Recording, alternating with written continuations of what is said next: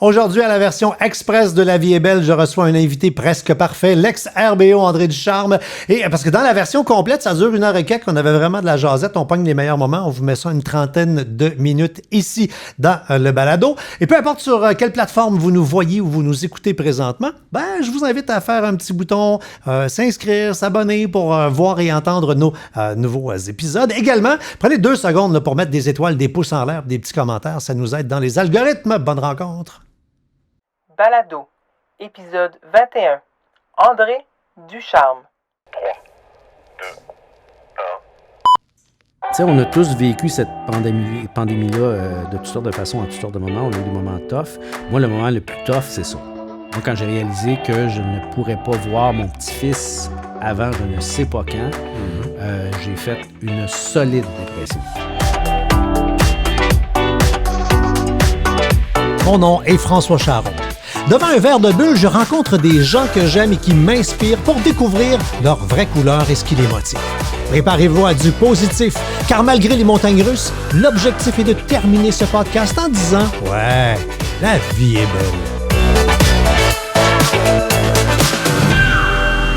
Monsieur Ducharme, bonjour. Bonjour. Alors, on a eu de la misère à avoir une date, toi puis moi. Ça a été un petit peu compliqué. C'était un petit peu compliqué. C'est pas de ma faute, Non? mais un peu, parce que ça m'impliquait. Ouais. C'est ça, petite réaction à une double vaccination il y a 1 mois. Et là, je me suis mis à faire de la fièvre à peu près au moment où je devais venir te voir. Puis de ce temps-là, quand on fait de la fièvre... Il paraît qu'il faut rester chez nous. Fait que C'est je suis ce resté qu'ils chez nous. disent. Je suis vraiment désolé d'avoir créé ce contretemps. Tellement pas très grave, parce que, entre-temps, t'as annoncé quelque chose que t'aurais pas pu me dire avant. J'aurais pas pu te dire ça. C'est pas facile de sortir d'un train, hein? Ben, c'est pas facile pour toutes sortes de raisons. Premièrement, tu sais, c'est facile de quitter quelque chose quand ça te tente plus. Ouais. De quitter quelque chose, même si ça te tente encore, ce qui est le cas. Pour un souper presque parfait, je pars pas parce que je suis tanné. Je pars parce que je veux pas me tanner. Ouais, il y a une nuance. C'est très différent. Puis, tranquillement, pas vite, plus vite que tranquillement, je suis devenu l'identité de cette émission-là. Puis, de le terminer en animation, effectivement, ça a été bien le fun. Puis, de revivre des moments. Puis, moi, ce que j'ai aimé le plus de la série Meilleurs moments, c'est de faire des recaps sur ce que sont devenus les participants. Parce que, au-delà de cette émission-là, qui est du monde qui se reçoit à souper, se donne des notes, puis tout ça, puis qui, des fois, se chicane. Puis bon, au-delà de ça, il y a des histoires. Puis il y a des maudites belles histoires humaines. Il y a des vies qui ont été changées par cette émission-là.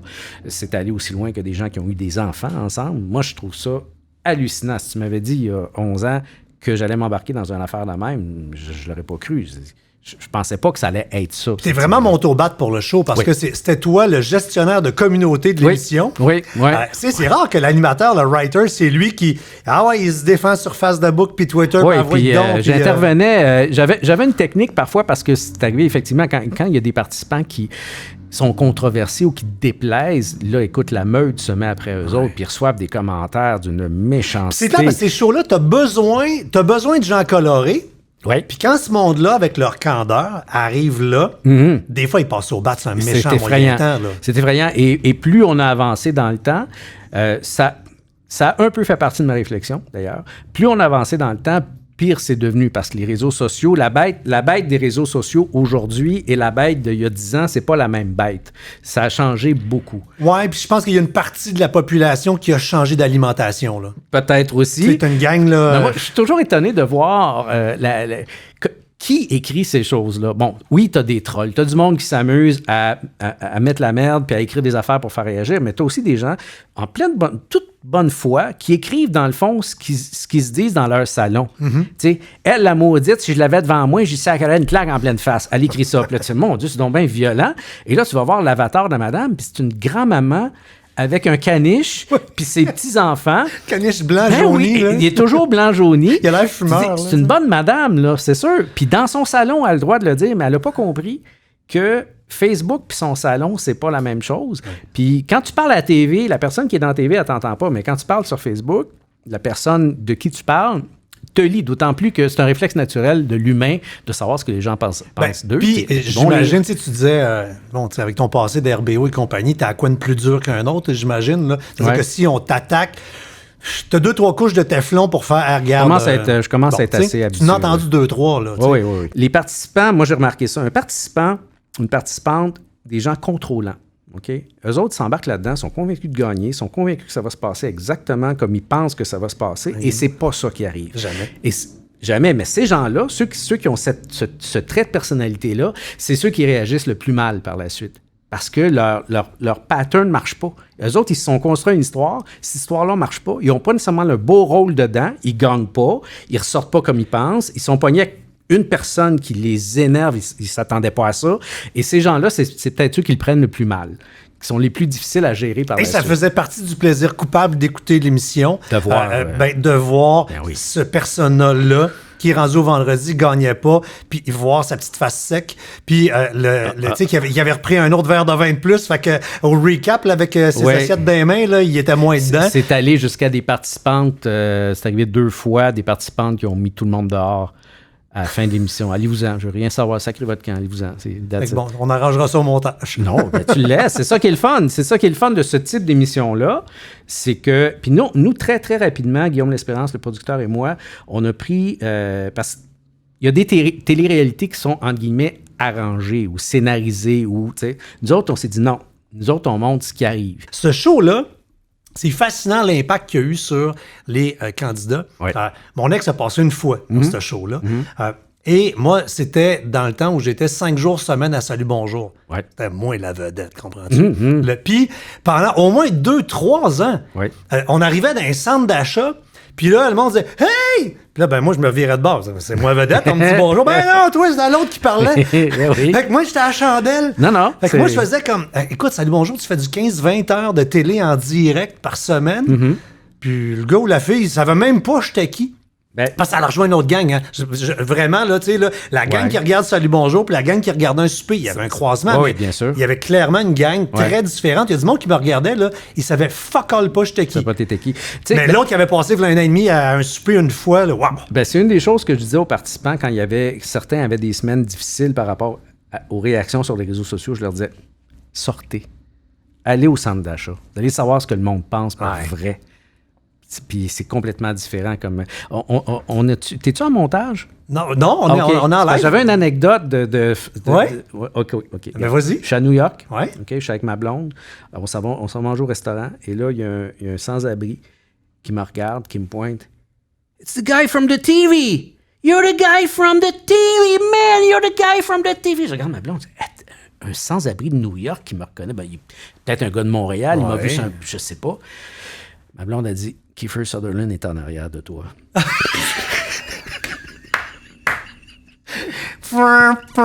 je l'ai même pas vu, Kiefer. Je me suis retourné, il était rentré dans le restaurant. Ma blonde s'est foutue de ma gueule. C'est clair. C'est ça. I'm the guy from the TV. Yeah. Hey, là, t'étais quelqu'un que je suis à New York, man. Oh yeah. On me reconnaît. C'est ça. Ben, je vivais la même affaire, mais c'était pas Kiefer. Non. Kiefer. Kiefer. On est composé de couleurs. Il y a 4 couleurs. Okay. Ta couleur dominante, c'est le bleu. Qu'est-ce que c'est ça, bleu? C'est quoi ça? C'est un grand besoin de normes, de règles, perfectionniste. Perfectionniste, oui. Toi, tu arrives devant un fichier Excel, puis tu es bien correct avec ça. J'adore ça, moi. Je sais que tu adores ça. Moi, j'ai pas de bleu, je capote. Moi, j'adore les fichiers Excel. J'aime même quand les fichiers Excel se recoupent, puis je peux faire des... OK, toi, fait que là, tu sais comment faire... Des macros, puis des... oui, j'adore ça, faire ça. Arc. C'est poche, hein? Non, fait que là, tu sais, le gars, il est humoriste, puis il fait des macros Excel. Ouais, mais j'ai pas...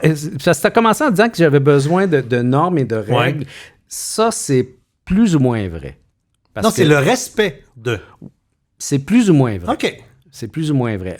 C'est que je respecte les règles, je respecte les lois. Disons plus règles que lois, parce que les lois, on n'a pas le choix de les respecter dans un sens. Là, mais les règles, mais t'es mieux de bien me les expliquer. Parce que si je trouve que ta Moses de règles n'a pas de bon sens, c'est certain que j'en ai rien à foutre puis je ne l'écouterai pas. C'est sûr. J'ai un côté rebelle. Malgré le bleu dominant, j'ai un côté très rebelle. Mais si ce que tu me demandes de faire a bien de l'allure puis que je comprends parfaitement pourquoi tu me le demandes, j'ai aucun problème à le faire. C'est parfait. Tu devais être doublement gossant, enfant. Tu sais, les enfants qui demandent pourquoi. Je vais le faire si tu me l'expliques. Si je comprends pas, je le ferai pas. Non, parce que dans ce temps-là, j'avais pas le choix de le faire. OK. Mais On me l'expliquait pas. Je le faisais. En vieillissant, tu l'as réglé. Oui, ça, je l'ai réglé. Oui, c'est peut-être pour ça que je suis comme ça, d'ailleurs. Puis c'est drôle parce que mon père était comme ça. Tu as donné les 3 lettres qui ont marqué une grosse partie de ta vie, RBO, puis qui marquent encore. Mais avant RBO, Ouais. tu as eu un band qui faisait déjà de la satire, de la musique des années, justement... 60. 60, OK. Exactement. On reste là-dedans. On reste L'esthétisme, là-dedans. t'aimes Ouais, ça. ouais. Il y avait Jacques Chevalier-Longueuil qui était avec toi. Vous aviez quel âge? Quand on a commencé à faire ça, on a commencé en faisant de l'humour, puis tranquillement, pas vite, on est allé vers la chanson humoristique parce que c'est vraiment, on s'est mis à triper musique, puis on écrivait 3-4 chansons par semaine, puis oui donc, là, je te dirais qu'on avait peut-être 16 ans. Et vous étiez Entre 15 et 16 vraiment ans. bon, on écoute Hey, ça. arrête, Là. tu ris de moi. Whoa, oh, yeah, yeah, yeah. Whoa, oh, yeah, yeah, yeah. Le feu sauvage, le feu. Quand même. Le feu sauvage de l'amour. Donc, C'est la maladie du moi, en googlant, j'apprends, je découvre que ça, le feu sauvage, Ouais. c'est pas RBO. Non. C'est une reprise. Ben, en fait, tu sais, il y a des affaires qui t'arrivent dans la vie qui font en sorte que tout le reste est arrivé. Cette chanson-là, Ouais. qui a été composée, comme je te dis, on avait 16 ans, je pense. On va dire 16, peut-être 15, mais je pense que c'est plus 16. Là. On fait des tunes yéyé, nounoun, c'est ça qui nous fait triper pour rire, parce que ça fait pas si longtemps que c'est fini, l'époque des groupes yéyé. On est en 76, 77, ça a fini il y a peut-être 8 ans. Fait que on compose des tunes de même, Le Feu Sauvage, puis on chante ça dans le sous-sol de Jacques Chevalier. On s'en regarde, on dit, c'est un hit. Cette tune-là, c'est un hit. Mais on a 16 ans. Il n'arrivera jamais rien avec ça. Mais on a continué à faire des shows. On a même fait un show de TV à un moment donné à Télé-Québec. Un one-shot. Ouais. Mais tranquillement, pas vite, ce band s'est semi-professionnalisé là. OK. Et on fait un show à l'UQAM. Je suis en communication à ma première année. À la fin de la première année, on fait un show. Et on chante ces tunes-là. Dans la salle, il y a Richard Sirois, il y a Guy Lepage. Et Rock et Belles Oreilles, l'émission de radio, commence une semaine plus tard. Ils me connaissent pas. Là, ils voient ça. Ils font « Wow! Hey! Ça te tente-tu de venir faire de la radio avec nous autres? » Et c'est comme ça que moi, je suis devenu Rock et Belles Oreilles. Et puis, à un moment donné, ils ont dit « Hey, ce serait le fun qu'on chante Le Feu Sauvage dans nos shows quand on a commencé à faire des shows. » Puis, ben, c'est ça. Puis c'est fou comment la musique a pris une place ultra importante dans RBO. Vous avez commencé à Radio Communautaire, vous avez ramassé rapidement. Les grosses radios vous ont ramassé, ça a smashé. Combien de fois t'as dû te faire dire par du monde de communication, tu m'as influencé, vous m'avez influencé à y aller? Ouais, ben écoute, nous autres, nos influences, c'est autre chose. T'sais. Moi, tu parlais de Ding et Dong. Moi, ma grosse influence, c'est Paul. Quand tu écoutes Jacques Chevalier, avec qui j'ai fait le Ton Feu super Sauvage. choriste. Bon, ben oui. Mais quand tu écoutes le personnage de Jacques Chevalier, il parle pas mal comme un personnage de Paul et Paul. Puis je me souviens, Jacques puis moi, on s'est connus très, très jeunes. Puis on passait des soirées au téléphone à se parler puis à se raconter nos journées alors qu'on avait vécu la même journée. On était ensemble, on s'inventait des journées. Puis on se parlait au téléphone pendant 1 heure de temps avec les voix de Paul et Paul. Mais très rapidement, quand on a commencé à faire de l'humour RBO, dès qu'on faisait de quoi qui pouvait ressembler un tant soit peu à Paul et Paul, on le faisait pas. OK. Si quelqu'un arrivait avec un sketch qui ressemblait à Paul et Paul, c'était il est bien bon ton sketch, mais on le fait pas. Parce que nous autres, il faut qu'on se définisse, il faut qu'on se trouve un style à nous autres. Puis c'est peut-être pour ça qu'RBO a eu cet impact-là, c'est qu'RBO, c'était vraiment une identité humoristique là, très, très, très nette. Du RBO, c'était du RBO. T'sais. Ouais. C'est quoi les ingrédients d'RBO? Un peu stupide, un peu méchant, un peu intelligent, éditorial. Un peu de tout ça. Un peu de tout ça, mais surtout, moi, je pense que la principale caractéristique des RBO, c'est qu'on marchait sa ligne tout le temps. Tout le temps. Puis on la dépassait une fois de temps en temps, mais je te dirais pas mal toujours en contrôle, là, c'est-à-dire qu'on n'a jamais fait la grosse gaffe qui aurait pu nous coûter bien cher. Là, puis le diffuseur, honnêtement, il est capable d'en prendre. Là. Il est pas... c'est arrivé très, très rarement dans les 4 dernières années de Bye Bye où la direction a fait « Ah non, ça, là... non, ils vont dire « Ça, je pense que c'est pas drôle. » C'est ça qu'ils font. Puis là, tu fais T'as Ouais, raison. t'as raison. On se le demandait, on a pris une chance, mais là, OK, ouais, finalement, c'est pas drôle. C'est plus ça leur critère. RBO, vous avez été, quand on regarde dans le rétroviseur, une machine à hits. Ouais, Vous avez chié des hits. ouais. Ben, C'est pas nous fou. autres, nos musiciens, parce que nous autres, Ben, entre autres, c'était pas un secret, mais un des ingrédients secrets, c'était quand même Patrick Bourgeois qui travaillait avec vous autres Patrick, quand même. Patrick a pas écrit mal. beaucoup pour nous. Ouais. Ouais. Tu sais, je me rappelle, moi, j'étais au cégep, Ouais. puis le Feu sauvage, ça jouait dans les discothèques. Ouais. J'ai dansé, moi, sur le Feu sauvage. Imagine mais la pas toune en- de Nono que t'as fait jouer mais tantôt. pas en là. joke, là. Ah oui. C'était sérieux parce que ça jouait juste avant un B-52s, Uh-huh. puis le DJ, il mixait ça, puis il y a personne Ouais. qui faisait comme que c'est ça, une toune d'humour dans un bar. Pas en tout. Non, puis quand Arrête de boire partait, mettons, Ouais. ou quand Bonjour la police partait, la piste de danse se vidait pas. Mais nous, c'était important pour nous autres que nos tunes sonnent. Parce qu'on tripe sa musique. RBO, on est des musiciens frustrés, toute la gang. Là, si on pouvait revenir, renaître, être réincarné, on Dans serait une autre réincarné en band. Ben, ton chien s'appelle Penny Lane. tu sais. Exactement. Yeah. Idéalement, on serait réincarné en Beatles, mais les 4 Beatles seraient encore vivants. Ouais. Une autre histoire, moi, j'aimerais ça de Paul McCartney parce qu'il me fait triper en tabarouette, mais probablement que je serais Ringo. Mais ça pour dire que on tripait sa musique et on voulait que nos tunes sonnent, mais ça allait complètement à l'encontre de ce que la business voulait à cette époque-là. Nous autres, quand on est arrivé au monde, on disait, nous autres, notre album, on fait un album Pourquoi chanter, qui est l'album de tunes qu'on a fait. On veut que ça sonne, puis on veut que ça coûte le même prix que l'album que Michel Rivard vient de faire. On veut la même valeur de production. Puis là, la maison de disques disait, non, pourquoi? Des jokes. Pourquoi? Vous pourriez juste faire de la petite musique bien simple, puis on en vendrait autant, vous feriez plus d'argent. Puis nous autres, on disait, non, on veut que ça sonne. Puis Pourquoi chanter, ça a été des semaines et des semaines de production en studio avec le même ingénieur de son que tous ces grands albums de l'époque qui étaient Pierre Pagé, qui avait fait Séguin, qui avait fait Piché, qui avait fait Rivard. On travaillait de la même façon, puis on est allé chercher des gros compositeurs. Puis nos tunes, ils sonnaient, puis ils sont encore le fun à écouter. Fait que, Puis ça a donné des années après quelque chose de quasi surréel parce que votre dernier comeback, c'est un show de tunes. un show de tunes, oui. Il y avait combien de monde? C'est quoi? C'est au-dessus de 100 000? Quand on a fait le show à Place des Festivals, la foule a été évaluée à 100 000 personnes.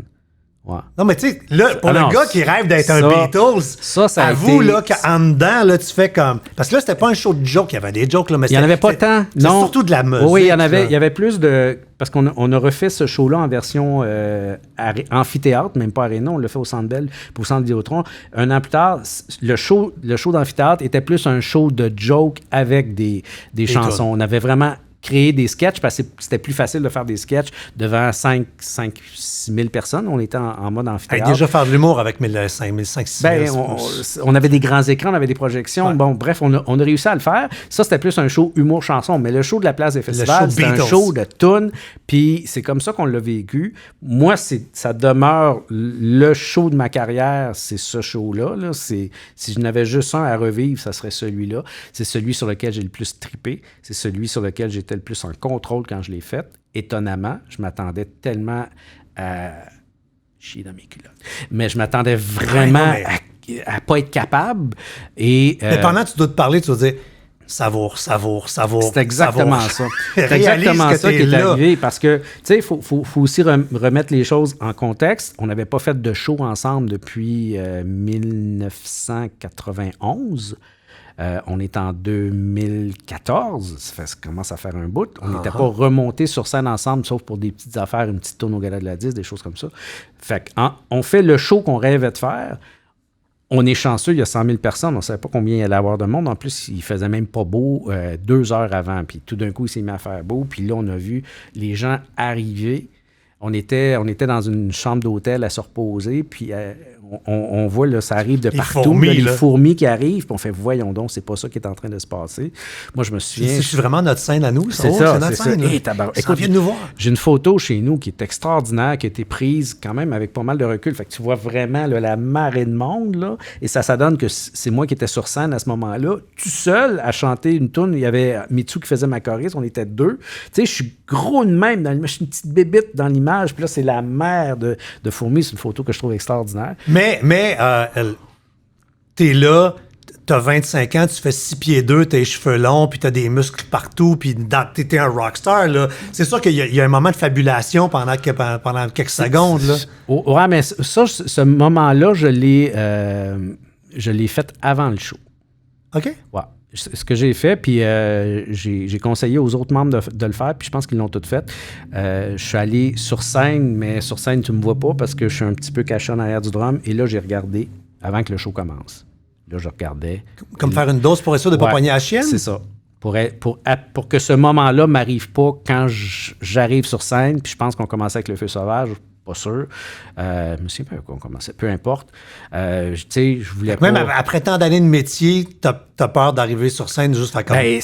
C'est ta là. respiration qui est tellement importante dans des moments comme ça. Moi, en tout cas, moi, je travaille beaucoup avec ma respiration. Là. Je suis discipliné, je suis organisé. Donc, la journée qui précède un show, elle est organisée quasiment à la minute près. Tu sais, pour que j'arrive au moment, à 8 heures, quand le show commence, je suis dans l'état dans lequel il faut que je sois. Donc, c'est un exercice de concentration, c'est un exercice de respiration pour arriver que quand ça part, ben là, il ne faut pas que tu... que tu capotes, que le cœur te bat trop. Non, j'étais super zen parce que ce moment-là, j'étais allé le chercher avant. Puis après ça, OK, c'est beau, ça va être ça l'image. Ils sont nombreux. Puis c'est vraiment de la visualisation. C'est pas pour rien que je me ferme les yeux en parlant. Là, je les vois encore. Là, OK, ça va partir de même, c'est beau, ça va être correct. Et comme ça faisait très longtemps qu'on n'avait pas monté sur scène ensemble, le moment, ça avait plus été de dire, bon, ben regarde, on pensait jamais revivre ça. Là, on le vit et on en profite. Savourons, là. Savourons. C'est quoi l'impact de pas être grand? Non, mais c'est parce que non, mais c'est quoi l'impact d'avoir des cheveux longs? C'est quoi l'impact d'être un musclé? Clairement, on arrive sur le site web de ton gérant. La première ligne, c'est il est né à Montréal et a tenté de grandir à Longueuil. Ouais, c'est Sylvain Ménard qui a écrit ça, je pense. C'est le Moses. Écoute, probablement que dans mes traits de personnalité, là, il doit y avoir plein d'affaires qui viennent du fait que je suis pas grand. J'ose espérer que j'ai pas ce qu'il appelle le complexe de Napoléon parce que je ne crois pas l'avoir. Je l'ai peut-être déjà eu, mais je ne crois pas l'avoir. Tu sais, la personne qui veut prendre plus de place qu'elle en prend, là, puis qui est loud, le loud, syndrome loud, de puis, petite GROINE. Ouais, mais je pense pas que j'ai ça. Une petite GROINE. Ça, c'est entre moi et mon épouse qui est avec moi depuis 35 ans, ce qui veut dire que...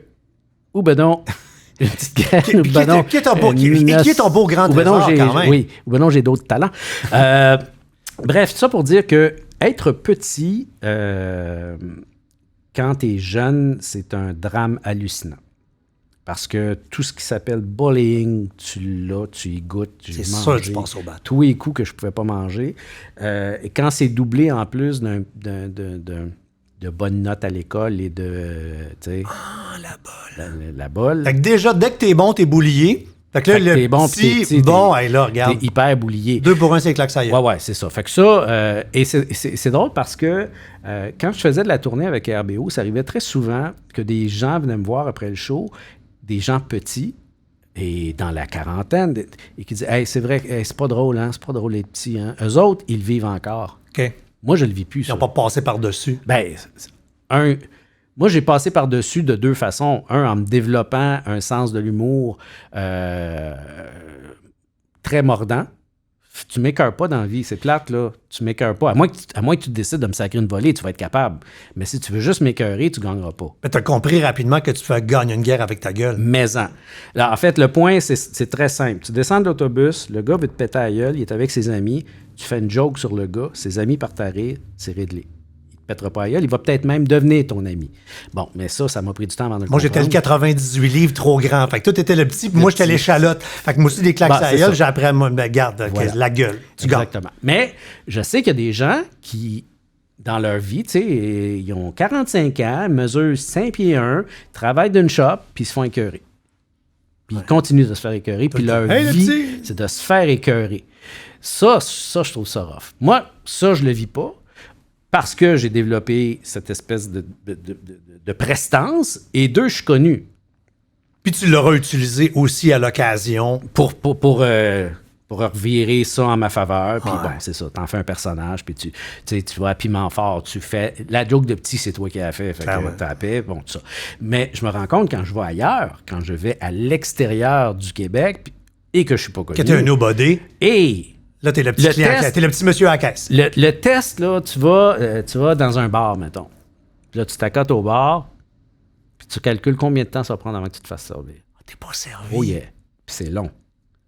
C'est long, en tabarouette. Parce que souvent, les bars sont vraiment très hauts dans les bars. Fait que toi, t'as tu sais, là, OK? ouais, on te voit les épaules puis la tête, puis... Fait que le truc, c'est de te monter. Tu sais, il y a des stools, il y a des tabourets. des bancs, des fois, ouais. il y a même une barre dans le petite bas. barre, là. ouais. Tu te montes. Ah, t'embarques là-dessus? Tu t'embarques là-dessus. Et là, oups, ça marche. Tu te fais un Marie-Claude Savard? Ouais, c'est Moi, ça. je fais le bonjour longtemps avec elle, sa boîte de C'est pommes, ça elle qu'elle traînait fait. sa Ben oui, boîte de la boîte de pommes. Ben oui, Tu sais, Marie-Claude, Gino, déjà pas très grand, mais elle arrivait à côté, puis à la boîte de pommes, Ouais. puis des fois, Marie-Claude était quasiment plus grande que Gino. là, tu sais. Elle se trompait de boîte là, le matin. Là. Ouais, ouais. Fait que tu transformes le bar en boîte de Ben, pommes. il faut que tu te remontes. Puis là, tu te fais remarquer. Arrête donc, Ouais. toi. Ah oui, absolument. Puis ça va aussi que t'es dans une file d'attente pour quelque chose à l'aéroport, mettons. Ben, il y a quelqu'un qui va essayer de passer. Va chier. Oui. Parce que t'es plus Ah, petit. c'est mean. Ben oui, mais c'est le même. Puis moi, j'ai pas le réflexe de faire OK, vas-y. Moi, c'est Hey! Ah ouais? Et là, je fais. En le faisant, je fais Ah, Chris, c'est vrai, je me suis juste 5 pieds 1 puis il me connaît pas, je suis dans le marde peut-être. Ouais, au Mais Québec, quand- c'est une chose, mais. Mais au Québec, j'ai pas Ouais. besoin de le faire. Non, absolument. Mais à l'étranger, ça m'est arrivé de faire ça, d'avoir vraiment un mouvement. Tu sais, quelqu'un, mettons, il passe devant moi, il passe devant ma blonde, puis il mesure 6 pieds 2. Ben moi, je fais ça, puis je le recule, alors que je devrais pas faire ça. Uh-huh. Je peux me mettre dans la marde. Clairement. Mais mon réflexe, c'est ça. Parce que j'ai pas la personnalité du petit qui s'écrase. Absolument. C'est ça le complexe de Napoléon? Non, c'est pas ça. Pas ça. Non, pas ça. non. Ce qui fait grandir, par exemple, c'est avoir des enfants. T'as deux Deux garçons. gars. Deux gars, Et un qui t'a fait vivre une pandémie différente parce que il vit à Hong Kong. Puis Hong Kong, ouais. Ouais. Puis, écoute, je veux dire, on pourrait juste faire un balado sur mon gars reste à Hong Kong et Oui. la COVID parce qu'il y a Ouais. tellement à dire Ouais. sur eux autres, ils l'ont vécu avant. Fait que là, toi, tu as eu la chance d'apprendre ou de stresser. Puis comment tu as vécu ça, toi? En fait, quand la pandémie a commencé en Chine, Ouais. j'étais à Hong Kong.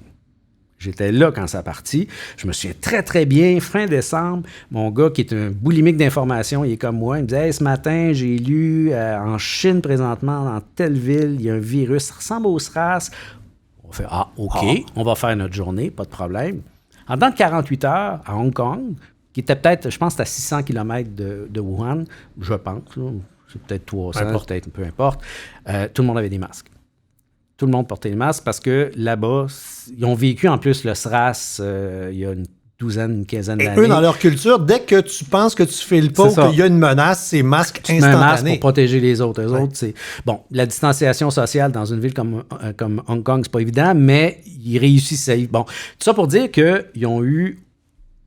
Au moment où on se parle, ils commencent leur 4e vague. Et jusqu'à maintenant, il y a eu, je pense, c'est 106 morts depuis le début et 5000 cas. Pas plus. Probablement pour un grand-papa, d'être loin de son petit-enfant, ça doit être quasiment 2 fois pire qu'être loin de l'enfant, parce que l'enfant, on s'adapte. Oui, ben, moi, je te dirais que, tu sais, on a tous vécu cette pandémie-là de toutes sortes de façons, à toutes sortes de moments. On a eu des moments tough. Moi, le moment le plus tough, c'est ça. Moi, quand j'ai réalisé que je ne pourrais pas voir mon petit-fils avant je ne sais pas quand, j'ai fait une solide dépression. Pour vrai, là. Ah oui? J'ai continué de fonctionner, mais ça n'a pas T'as été... cassé. J'ai cassé complètement. Puis là, je suis capable de t'en parler. Oui, Ouais. je comprends. Il y a Je comprends que très moi, bien. j'étais pas capable. L'émotivité aurait été J'aurais ailleurs. incapable de te parler de Clairement. ça. Incapable. Parlant d'émotivité, je veux parler là longtemps, juste 2 secondes. On te suit, on a suivi les réseaux sociaux. Tristement, ton papa est décédé sans voir le monde autour de lui, justement à cause de... À cause de la COVID. Tout Il n'est ça. pas mort de la COVID, mais à cause de la COVID, il était seul. Exactement. Puis, tu disais, je suis fâché. Ah oui. T'as-tu défâché? En fait, j'étais... Au moment où c'est arrivé, mon père est décédé début octobre. au moment où c'est arrivé, c'était dans le pic des manifestations anti-masques. Puis avec les théories du complot, puis je sais qu'on marche toujours sur des œufs quand on parle de ça. Je m'excuse. Les gens qui croient à ça, c'est des hosties de coucou. Ah, regarde, la OK? Terre n'est pas plate. Bon, puis là, je te dis ça, ils vont le voir, je vais recevoir des menaces. J'en ai aussi. T'en as aussi. Moi, j'ai fait des chroniques sur télécharger l'application de la puis regarde, mes réseaux sociaux c'est ça, sont pleins. exactement. Bon, au-delà de ça, moi, ce qui me choquait là-dedans, c'est que en même temps que ces gens-là faisaient ça, ben mon père, lui, il rentrait à l'urgence tout seul parce que... Puis il y a du monde qui m'a écrit, genre, t'avais rien qu'à rentrer avec, t'as pas compris. Je pouvais pas rentrer. Ben non. Il voulait pas que je rentre. Tu as laissé ton père mourir seul, t'as pas compris. Je pouvais pas être là. Non, t'es là au bord de la porte. Bon, c'est ça. Et moi, je trouve que cette génération-là, la génération de mon père avait 93 ans, cette génération-là est en train d'être totalement sacrifiée. Puis Ils payent cher. Là, ça. ils payent bien cher, puis ils ont des fins de vie dégueulasses pour du monde qui ont...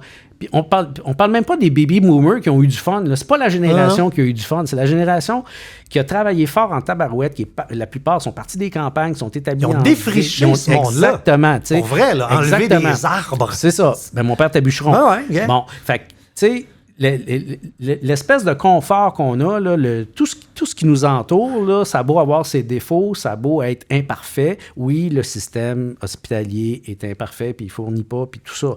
Mais tout ça, là, c'est cette génération-là qui l'a construit et qui a fait des sacrifices pour qu'on l'aille. Et là, tu te retrouves aujourd'hui avec du monde qui dit « Ah, juste à laisser crever, c'est pas grave, il serait mort pareil. » Ça, c'est ça qui m'a choqué là-dedans. Le comportement insouciant de certaines personnes, de dire, tu sais, il y en a qui disent, pas compliqué, on a juste à les isoler pour les protéger. Comment tu fais ça? Comment tu isoles, tu sais, ma mère est en résidence. On prend tous les vieux, on les amène à l'île Bizarre, bon, on les parque. Puis il faut qu'ils s'arrangent tout seuls. Il n'y a personne qui va rentrer de temps en temps. Chez IGA, c'est ça, exactement. Mais c'est eux autres qui vont le vider, le camion. Ah ouais, okay. Parce qu'il ne faut pas que quelqu'un rentre. Tu ne peux pas isoler personne. On est interreliés, on est de même. Fait que moi, les gens dont le réflexe est un réflexe égoïste, de dire « Hey, moi, j'ai le droit de rentrer là, pas de masse, moi. Liberté, moi. » C'est une année où on rentre dans nos temps, on se met à réfléchir aussi. Fait que là, tu perds ton papa, l'enfant plus loin. Tu fais comme, regarde, une vie à vivre. Fait que, on s'amuse, on provoque le danger. T'es pas loin de la vérité. C'est-à-dire que dans la réflexion, j'en ai pas parlé beaucoup de ça, mais effectivement, dans la réflexion, il y a le fait que est-ce que ça me tente de travailler tant de jours par année jusqu'à 10 heures le soir pour encore bien longtemps. Ça me tente de travailler, ça me tente d'avoir du fun. C'est un peu dans la même optique que je te dis, tu sais, j'aime mieux faire un balado que de faire de la radio quotidienne comme animateur qui doit passer 10 heures par jour à faire son show. C'est plus ça. Puis c'est pas parce que je suis paresseux. Je suis pas paresseux, c'est écrit là-dessus. Non, c'est pas paresseux. C'est parce que j'ai peut-être effectivement envie d'avoir un petit peu plus de profiter un petit peu plus, ce qui ne veut pas dire me pogner le beigne, parce que je suis incapable de me pogner le beigne, mais ça veut dire, ça va être ma dernière question, est-ce que j'ai devant moi un gars qui se prépare une crise de la soixantaine positive? C'est en juillet, là? Ouais, ben j'imagine que s'il y a une crise, elle va être positive, parce qu'à date, ils ont toutes été positives. Moi, ma crise de la quarantaine ça a été un pet, mais ça a été un char. Puis, 50? Hein? C'est 40 un char? 40, non, mais ce qui est drôle du char, c'est que tous mes amis qui ont fait une crise de quarantaine, eux autres se sont séparés. Puis il y en a une couple que je ne nommerai pas, qu'on dit ça t'a coûté pas mal moins cher. T'as acheté un char. Clairement. C'est sûr, ça coûte moins cher. Va t'acheter une Tesla, c'est pas grave. Crise de la cinquantaine, j'ai pas fait ça. Je suis pas un criseux, moi. Je suis pas. Non. Moi, je suis. J'ai fait un méga burn-out quand j'avais la vingtaine, dans les grosses années d'RBO. J'ai comme... tu sais, je suis arrivé à un point où j'avais travaillé tellement fort pour arriver là que quand je suis arrivé là, j'étais épuisé. Ouais, ça arrive souvent, on n'en profite pas. Fait que j'en ai pas profité. Fait que je me suis claqué un solide burn-out et j'ai appris à gérer beaucoup mon stress. J'ai appris à gérer mon énergie, ce qui fait en sorte que je me retrouve plus vraiment dans ce genre de situation-là. Je suis capable, même quand je faisais, là, tout le monde en parle, le bye-bye, puis un souper presque parfait en même temps, parce qu'il y avait un moment où tout ça se faisait en même temps, ben, je réussissais à avoir une semaine de vacances là-dedans. Ben, je la planifiais là, dans le... et là-dedans, avec ton bleu. Mon bleu, exactement. Mon bleu, à un moment donné, il disait, regarde, attends un peu, il y a le gala de la disque, tout le monde en parle, arrête une semaine. Super Minou. presque parfait. L'horaire, là, cette semaine-là, Va sur là, Expedia, je veux Minou. rien. Le bye-bye, moi, regarde, ma script édition, je vais la faire sur le bord de la piscine. Ça vous dérange-tu? Je vais aller jouer au golf, Je m'en allais une semaine dans le sud, puis je revenais, puis je repartais. Génial. C'est ce genre d'affaires-là. Mais ça, on peut pas le faire présentement. Non, absolument. André, merci infiniment. Hey, merci à toi, c'était fort agréable. Tout le monde, je suis content jusqu'à maintenant, là, j'ai pas trop d'erreurs de casting mon balado, dans le sens que vraiment le monde que je rencontre, puis je le dis dans l'intro, Ouais. c'est vraiment du monde qui sont les entrepreneurs de leur vie, qui ont pris leurs affaires en main, mais qui, à la fin de la balado, de façon cucu, si je leur dis « Hey, ça te tente-tu de dire le nom de mon balado, puis de le dire haut et fort, parce que you feel it, je pense que je regarde ta face, puis oui, effectivement, t'es le genre de gars qui a envie de dire C'est beau, la vie. la vie est belle. C'est ça. Parce que je t'ai mis un cue card, là. Non, il est je comme sais, du je voulais monde. pas la regarder. Je voulais pas la regarder, je dis, je veux que ça soit senti. Ah! C'est beau la vie est belle, c'est pareil. Non, je sais bien. C'est synonyme. ça. Hey, merci. Ben, je sais, je l'avais vu tantôt, j'ai dit ça, il a mis ça là, pour que je le dise. Fait que je le dirai pas. Ben, il je a le dit dis. c'est rebelle. T'as stylé. C'est bon. C'était La vie est belle. À la prochaine.